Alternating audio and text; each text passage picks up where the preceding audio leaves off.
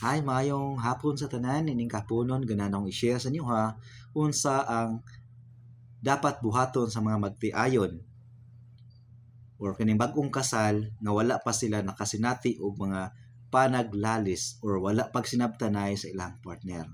Sige. So karon ining kahaponon natay tambag nako nga pulo ka words nga makatabang sa tuwa paon sa nato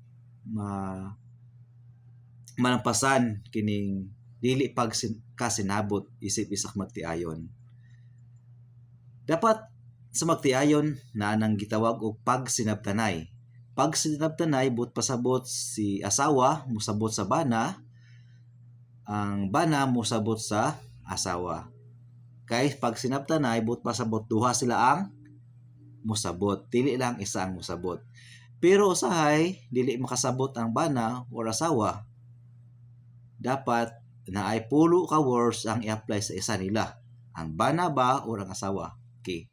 Mao ni ang words.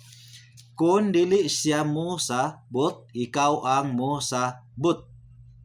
Okay. Niya na no. Kung imong bana dili mo sabot, wa kasabot, dapat ikaw ang mosabot. Same ra gyapon sa bana, kung imong asawa dili makasabot, ikaw ang mosabot para maiwasan ang away. Unya, hinumduman nato nga sa panag-away mong good, naay mapiktahan ang bata, mapiktahan ang inyong relasyon, mapiktahan. Unya, sakit na pamalandungon sa imong mga anak. Unya, unta dili na siya mahitabo. Kana hinungdan i-apply nato ning pulo ka mga words para maiwasan ang away. Sige. Unya, pag ikaw pud ang ginasabot perme, dapat manghinuklog ka. I-imagine nimo unsay rason nganong gisabot ka. Kay naay duha ka butang nganong gisabot ka. Una, special someone ka. But pasabot in love, ug patay na patay siya sa imuha. Kana hinungdan, madlok siya mawala ka. Ug sabton na lang ka. Kaduha, naay basin og naay special something. But pasabot naay sobra, naay kulang. Kana hinungdan gisabot na lang ka kay balo na imong bana nga ay special something, special someone. So kana hinungdan nganong gisabot ka perme. Nya hono anak basin og nabilong ka sa special something, lisod na.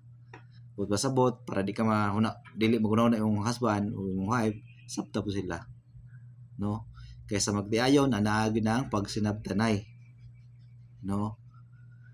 Long term nga kami niyon, mientras buhi pa mo, kamo gyud ang mag-uban niyang kalibutan. Hantod sa pikas ng kinabuhi. Nya ayaw pa sabay sa uso ng lahi-lahi kay maulaw ta. No? So, hopefully nga natay nakatunan sa akong tambak ning pulo ka words yung mooy mo paayo sa tuang kaaway or sa atong panaglas og dili pagsinabtanay isip isa ka magtayon. Bye-bye!